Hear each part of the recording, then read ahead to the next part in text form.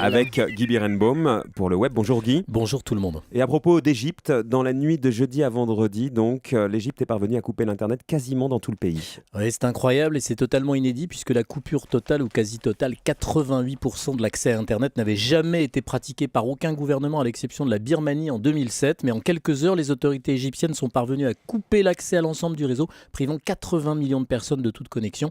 Une preuve de plus, s'il en fallait une, Marc-Olivier, du rôle de plus en plus central de l'Internet dans l'éveil des consciences. Alors techniquement, comment l'État égyptien a-t-il procédé, Guy ? Alors, le gouvernement égyptien a ordonné aux fournisseurs d'accès Internet de stopper leurs services. L'État a imposé aux FAI, fournisseurs d'accès Internet, d'interrompre l'accès au protocole DNS, Domain Name Server. En gros, ces protocoles dirigent les ordinateurs vers les adresses des sites. Mais ce n'est pas tout. L'État a aussi agi sur les BGP, Border Get Protocol, qui indiquent quelles adresses IP, les adresses, sont utilisées par les fournisseurs d'accès. C'est clair. Quel a été l'effet de cette double coupure ?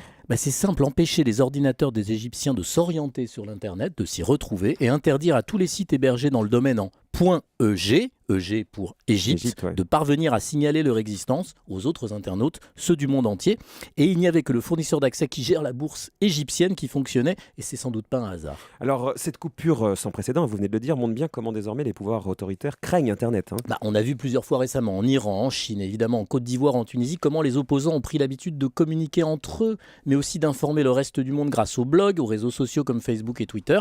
L'État égyptien a voulu couper ces modes de communication pour protéger le régime. Mais est-ce que la coupure ou donc le filtrage de l'Internet ne risque pas de se retourner contre les régimes qui en abusent ? Évidemment, Marc-Olivier, en Égypte, le système de paiement par carte bancaire, par exemple, dépend d'Internet pour la validation des transactions. Donc même à court terme, la coupure mènerait donc au chaos total, sans parler de l'ensemble des effets d'un tel blocage sur l'économie globale d'un pays. Alors il faut raisonner au-delà du cas égyptien. Une censure totale de ce genre, c'est forcément la tentation de tous les pouvoirs et régimes autoritaires.